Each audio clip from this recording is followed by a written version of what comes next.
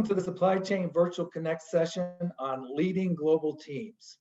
I'm Jeff McCorstin, and I have responsibility for our global freight forwarding business at UPS. In my 32 years with UPS, I've lived in Europe for 6 years, Asia for 3 years, and the US the remaining. I've been managing global teams since 2011. It is a great pleasure to sit down and talk with Bob Murphy, who is with IBM. Bob has been with IBM for 44 years and has held various roles in engineering and general management. In 2014, he was promoted to Vice President of Supply Chain and Chief Procurement Officer. With so much leadership experience behind him, I can't think of a better person to talk about leading global teams. Welcome, Bob. Thank you, Jeff. Delighted to be here. So diving right in, how has your work changed in the past 2 years? So, Jeff, seems like everything has changed, and the way we work has certainly changed. In the last 2 years, I haven't been on one business trip. Prior to that, I was traveling, probably did 150,000 air miles a year. However, the actual work and all of the work of enabling IBM and our suppliers and the infrastructure and delivering automation and making sure we get parts to where they need to be on time. So the actual work that we do hasn't really changed. The pace of the work has changed dramatically, and the things that we have had to do have changed dramatically.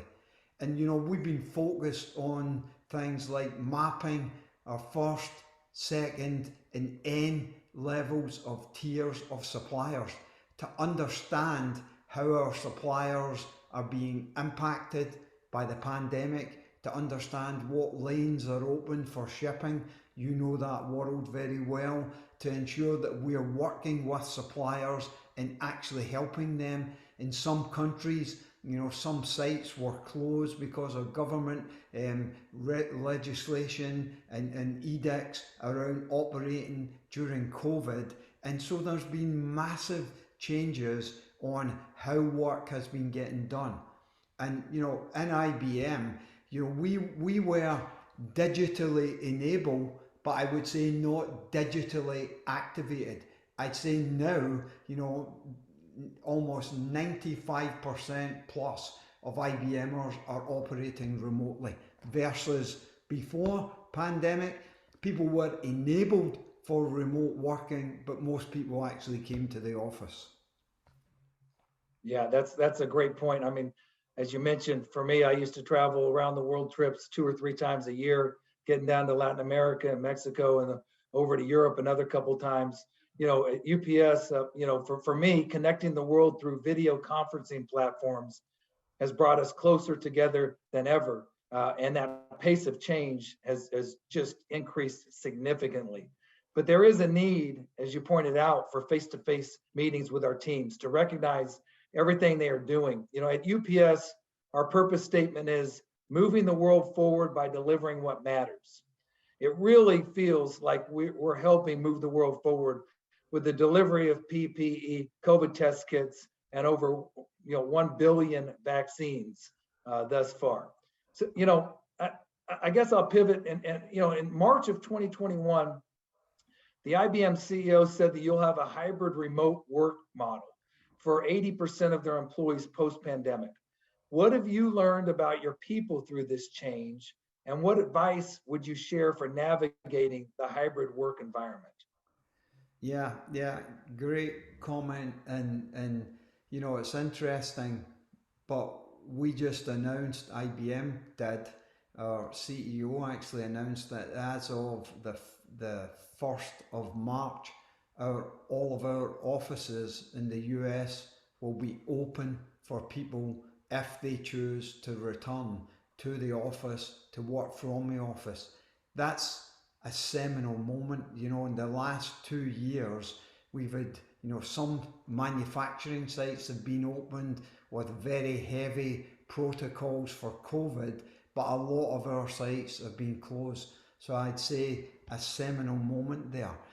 in terms of what have we learned, I think we've learned how to operate digitally, how to, from meeting clients digitally and virtually to doing garages with clients and whiteboarding on a computer versus in person. We've learned very rapidly, as we talked about earlier, how to engage in a digital world.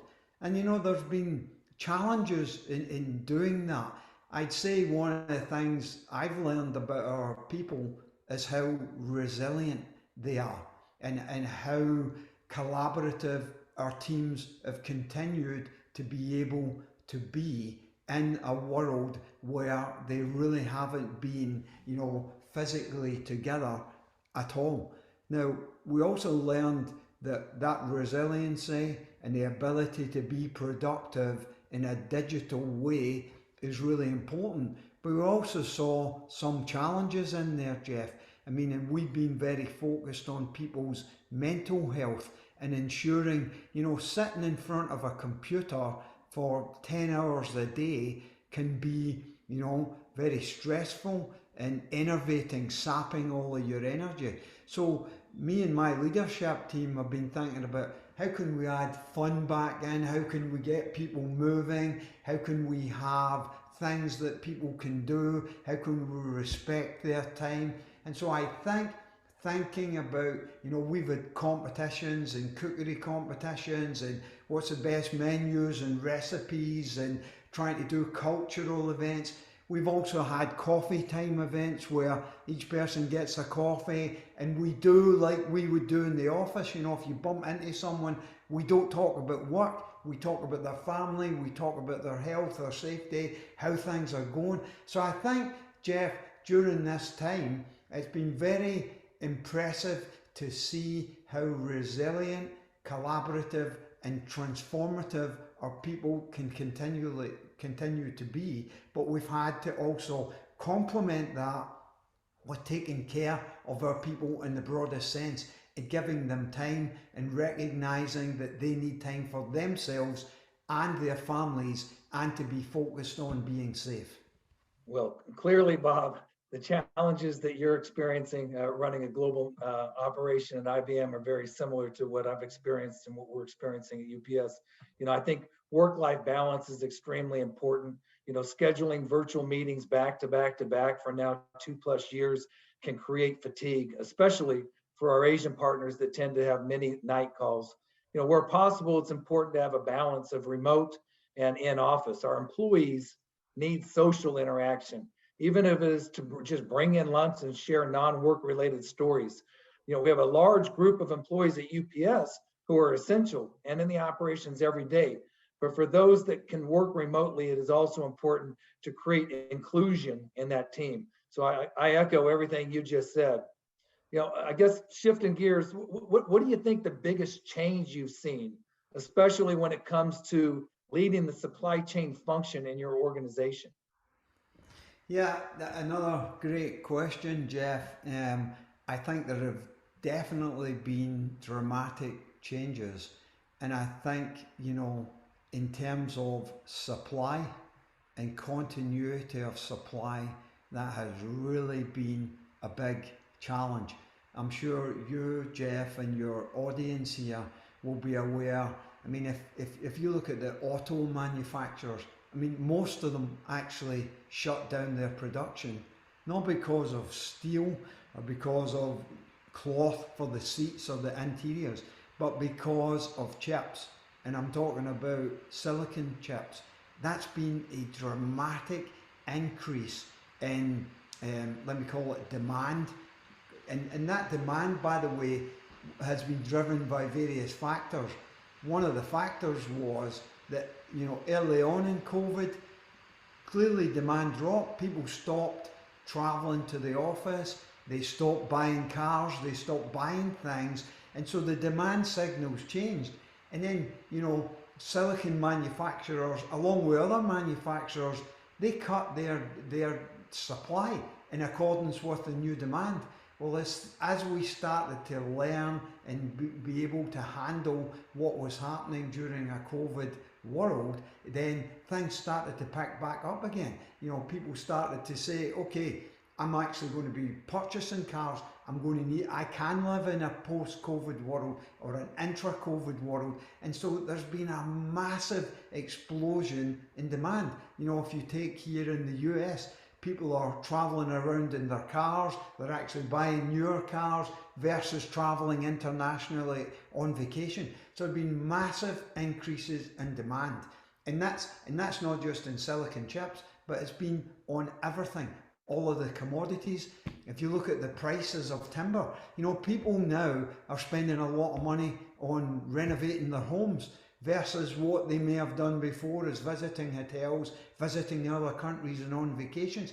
So the demand for raw materials and just things in general, you know, PCs, laptops to work from home, has been massive increases in demand, and that's caused a lot of supply issues as the world and as all of the technology manufacturers have looked to increase their supply in that new demand driven world. That's been very challenging for us. I think, you know, you will know this from your logistics knowledge, but you know, managing and getting flights to take our products that have been manufactured from far away and get them to our customers has been really challenging. You know, we've now given very long outlooks, booking capacity ahead of time, having to get, you know, into commercial aircraft and get their, you know, underbellies refitted to take product. Massive changes in there as well. So I'd say a huge change in how we operate with our suppliers and partners, in the demand signals that they need. We have to give much longer outlooks and views, and you know, it's been very challenging to work with those folks and get what we actually need for our clients as we manage our way through these very challenging times. No, those are great points, Bob. And you know, this imbalance of supply and demand has certainly created disruptions in both price and lead times. You know, for us, I think it's all about communication, communication, communication, and making sure that we're communicating with our customers. You talked about needing to forecast and book capacity farther in the future, and absolutely one of the best practices that's out there. You know, when I think about IBM, you have a presence nearly everywhere in the world, over 345,000 employees, 131 offices across 97 countries. What do you find challenging in leading teams in such a global organization, especially across countries? Yeah, you know, clearly, Jeff, as you know this, time zone differences make it very, very challenging. So if you think about, you know, we have a big presence in Australia and New Zealand. You know, there's only like 2 or 3 hours a day where I can actually have that team and, you know, the rest of my US team and my global teams together. So I think one of the, and you know, IBM's been a globally integrated enterprise for more than 10 years now. And so we've got a lot of experience in dealing in this way. I think, you know, taking cognizance of people's where it actually is for them and actually finding ways to work together that can optimize, because we don't want to be having people up at midnight and other people in the middle of the night. So having respect for the time zones that people are actually operating in is really, really important. Clearly, we've introduced a lot of collaboration tools. You know, we use Slack, for example, in IBM. Everybody now has smartphones, as I do and you do, that are connected with WhatsApp, which is, you know, voice over IP, free way to communicate, free way to contact with people, you know, and you've got all the different platforms that you can use. So having an ability to dialogue real time through, you know, texts and messages and Slack channels, and taking cognizance of where people actually are and how they work together is really, really important. I think culturally, I think, you know, people who work in Asia versus work in Europe versus working in America. I think we've learned how to figure out how to be respectful, how to realize, things like maybe before people wouldn't understand, like, Golden Week in Asia and different religious and holiday seasons. That's really, really important. And actually, we use our HR teams to update us on when those holidays are. So I'd say working together in a collaborative digital way with these new techniques is very, very important for all of us. Yeah, great points, Bob. I mean, those are best practices for the audience out there. Listen to everything Bob just said. You got to soak it up. We at UPS have over 550,000 employees in more than 20 countries and territories, and cultural awareness as well as communication, not just to the customers, but internally. As you mentioned, English is our business language, but not everyone's first language. So making sure we have listening checks to clarify the direction is extremely important. So, just I guess a couple more questions here to close this out. This segment is very beneficial for me. I'm sure it is for the audience as well. What is a leadership quality you think is important to instill in your teams? Well, another phenomenally great question. And, for me, I think the most important thing for leaders, managers, employees, everyone is to operate with a growth mindset. And let me explain what I mean about that. I mean, you take a glass of wine, you could say it's half empty or it's half full. And growth mindset is about it's half full. The way we look at things, every challenge is an opportunity, how to be inquisitive, how to be always asking questions, and how to be operating around solutions, not problems, and taking that mindset, especially in the way that we work now, which is extremely challenging. I mean, it's extremely challenging when we're trying to figure out creative solutions. We're not in the same room, we're using computers. There are lots of obstacles to success.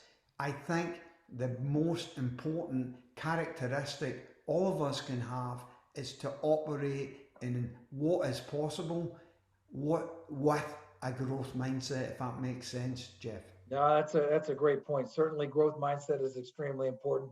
I would just add, one of mine is making sure that every individual, every one of our employees is their authentic self. That we want to make sure that they feel comfortable in their skin and they can be their authentic self. And from a leadership standpoint, being transparent and more of a servant leader style. I really, Bob, this is, to sum it up, I guess I'd ask you, one piece of advice you'd like to give future leaders that are out there in the audience.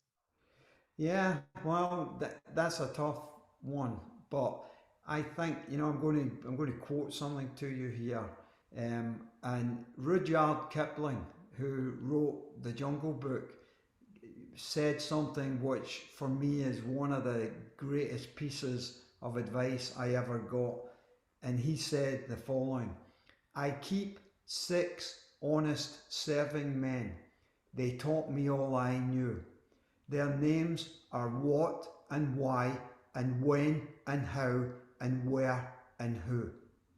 And I think as we all think about that and we think about asking questions, being inquisitive, growth mindset, always looking for better ways to do things, always looking for solutions, that to me is how we progress both our companies, technology, the societies in which we operate, and all that we actually do together. And it's to keep our talent continually refreshed, to be continually asking so that we know more, we can work with our teams better, we can contextualize for our teams.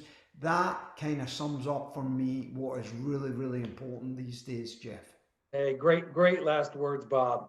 Bob Murphy, the VP of Supply Chain and Chief Procurement Officer at IBM. Thank you very much for taking the time and sharing your leadership practices with us today. Much appreciated. Maybe we can get a virtual high five. Fantastic. Thank you very much. All right.